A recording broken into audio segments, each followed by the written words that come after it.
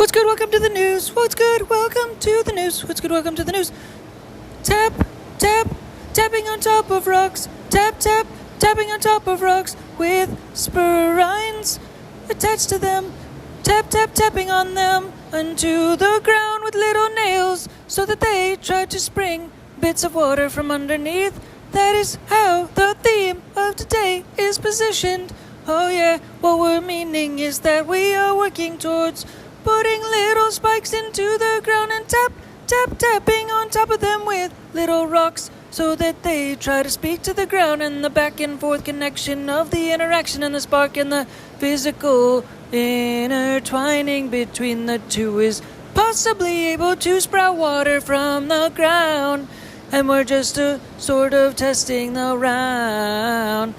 Testing around, testing for spigots and sprockets and speaking to the world, speaking to the earth, speaking to the nature below us, below our feet, to get inside of the ground and pushing little rocks by little nails and little spines, little spikes, to be able to push and connect and communicate with the roots and try to get in there and have a conversation so that it tells us in return where the spigots of water will be. There's spigots of water of electricity, spigots of water of electricity. Oh, oh, oh, oh, yeah, yeah. Spigots of water of electricity. Why does that matter anyways? We're talking about pushing a bit of electricity through the water so that it conducts, and we have a global connection once we are able to start spigoting monetary energy from the ground. Dun, dun, dun, dun. So once we try to start to unleash some spiritual finance and a bit of monetary energy in the form of a spigot from the ground, we might be able to add a splice of electricity to that so that can explode into other places of the world, into the air, just by condensation, reciprocation. Oh, and we have hopefully what is more of an interesting and useful ingredient than anything, which is spiritual finance, to be able to conduct that electricity through the air follicles and the water particles which are everywhere in the air, so that once we find that little spigot, once we're doctoring the ground by talking to the roots, by communicating through rocks and little spines and spigots and nails that are being tapped into the ground with little rocks, that in reciprocation, once the earth tells us where the first spigot is, and that spigot is clean, and that spigot is smooth, and that spigot is reliable and consistent and taps into the earth's waters, oh, that monetary energy symbol is hopefully going to be able to push us into consistent monetary energy, which we can then transition into philanthropy energy. But first, once we get that first spigot, we need that first spigot. We really need that spigot to be alive so that we can transition that into monetary energy. Oh, yeah, yeah.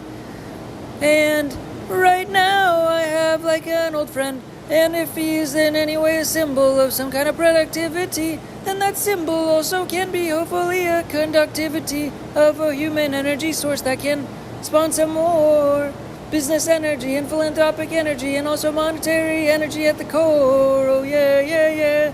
But we're trying to find that spigot. Oh yeah, yeah, yeah. And we're testing it with him. And such things sometimes as little conduits in terms of human energy.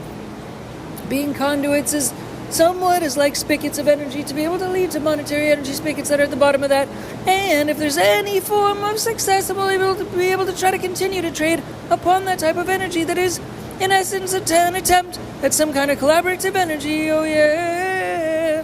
And it also entails relocating to California again. We'll see if it's clean energy in that way. Oh yeah, at least for a temporary time, to be able to try to get into the roots and speak to those old trees that I've known before, and if they are able to speak back and to give some indications of how to re-compound any monetary energy that is found, then that would hopefully or can be an indication of how to spawn and spin a new investing direction to be able to unfold compounding and overlapping energy that is using past profits to fund new profits in hopes of growing the pool by compound interest and compounding the energy and the interest in a human sense as well between the folks in the collaborative sense, so that hopefully there's a retention of attention, and the process can grow. The process can grow. The process can grow. Whoa, whoa. And there hopefully can be some filming that can possibly take place for fun. We'll see how it goes, but I suppose that would be interesting if it could be a sustainable thing. But I don't know, I really don't know, and I'd be quite surprised in all honesty if we could get some videoing done in reciprocal sense, where there's a camera held by a counterpart and counterparty of a comrade and a friend and a buddy and such things. But I don't know in the end. It's very hard to rely on certain things such as this whimsy nature natural in essence is a twist. I would be quite surprised if anything was to burst from this little source, but this little potential attention space between these two folks and mates have had a long-standing, lasting energy source at the base, and so hopefully from there it's possible to grow some form of compounding interest in the form of monetary energy, because if that collaborative energy can last somehow, then hopefully there can be stacks built on top of that in terms of layers and such things that can go up in terms of compound interest, and using the base to be able to reinvest energy and be able to reinvest that time and energy and focus by also leveraging and hedging our activities to have other external jobs on the sides, and being able to leverage that in terms of the investing and assets pot in the center to be able to garnish our time and hedge our time in activities so that it's possible to optimize the growth of conceptual stacking of growth potential assets that can potentially stack into a layer that are like 3D printed houses. Oh yeah. We'll have to see though, have to see.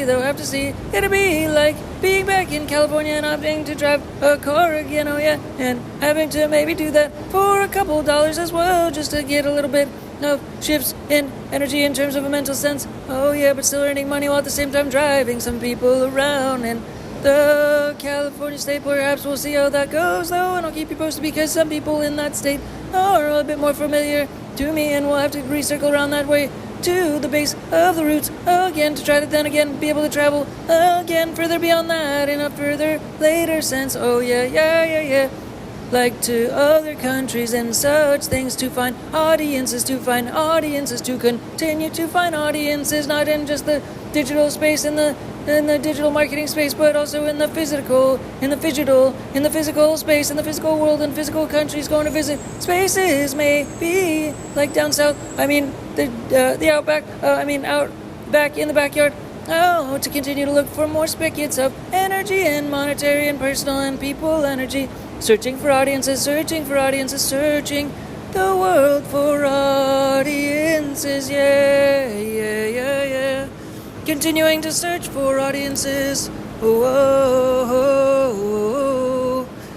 audiences, yeah. Continuing to search for audiences, once we tap into certain digital marketing pipelines, we're hoping to transition into an essence of compounding interest in a portfolio sense, but also doing a little more vlog stuff, and also trying to involve a parent, if it ever is again possible, to involve a parent into a vlogging situation where they have their own personal brand, and if that parent can be able to lean into that somehow, that they could also leverage the essence of media and also be able to tap into the certain audience as well, and audience roots and such as well, and also the art market perhaps potentially as well, which is also related to the clothing market potentially as well.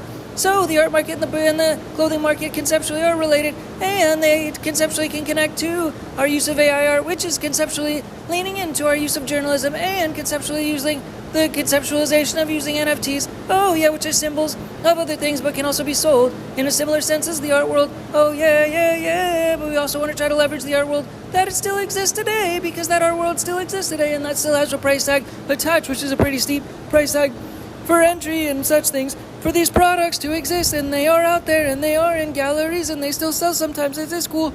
So yeah, we want to try to be a part of that interest and into that industry so we can progress as well. Oh yeah. Same with the film industry, at least for now it seems to still exist. It is crazy that AI art is a thing though, because in essence, all of the stories in the film industry can already happen, and there doesn't even need to be a film industry anymore without the film industry even being there. So who knows what that means and why there even is still a film industry? I bet it seems that's pretty darn soon. There's not even going to be one because there really is no need after all. If computers can just make the whole films, then that's sort of crazy. But it's already been done, so it's sort of trippy that there is still a film industry. Very, very trippy indeed. Oh, yeah. And the last thing to touch upon, push off upon, is thinking about how it's always been such a long journey and such. But the purpose of an asset portfolio is to be able to grow the value of that after all. So it's not just entirely about compounding interest 100%. Not 100% just about compounding growth. 100% in assets, 100% in monetary energy.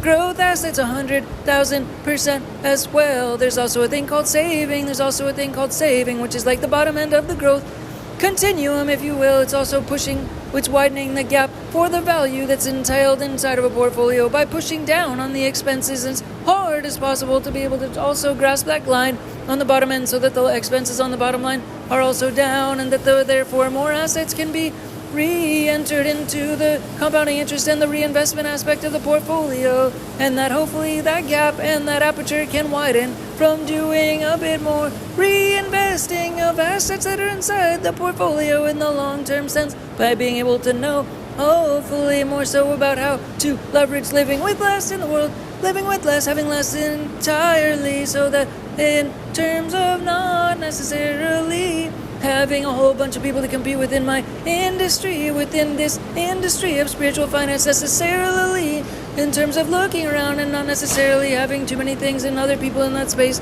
That one way to try to progress and push the self to make progress and continue to push personal assets or make personal assets inside of the mind in terms of growing a mental process that can try to be promoting and getting better and being more physically productive and conducive to growth in terms of an internal sense, like practicing a sport,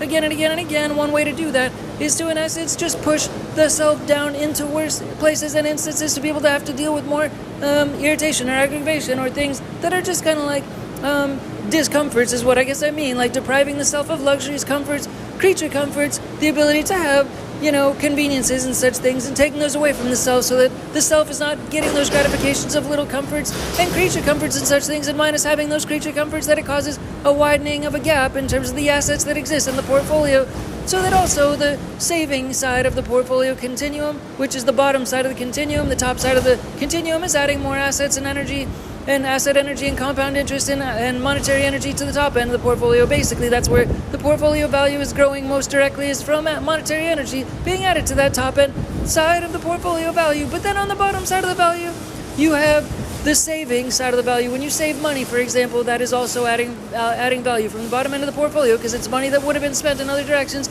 but it's saved, so it's widening the portfolio from the bottom, and it's also expanding the aperture from the bottom side of the line, of the range, of the widening of the assets that exist within a personal humanity process, if you will, of asset growth, attempt, and attention, tracking to the asset growth, nature of how things are moving in the movement of an asset portfolio, yeah.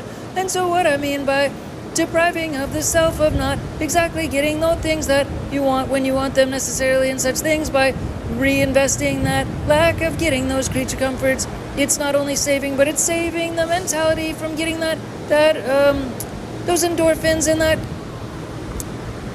reward of mental chemistry for doing things that are positive and such things. You don't get those things, so therefore it causes discomfort, and that continues to grow, and that continues to save getting dopamine for another day and time, and all those assets are reinvested and repurposed by saving those things. And by having those things also not come about, it causes other growth in other directions on the internal sense, other directions that are unforeseen, to be able to grow from an internal sense, to be able to deal and just cope with not having those things necessarily, and just deal with widening with having less, and therefore you're learning to live with less on a more consistent basis, and that therefore causes to save more on expenses on a more consistent basis, and it also causes to learn more skills. So all those things just reinvesting those creature comfort asset mentality, creature comfort pleasures, and that creature comfort dopamine, and that creature comfort creature comfort conveniences back into the pipeline of circulating energy of your asset portfolio, of your mentality type of a situation,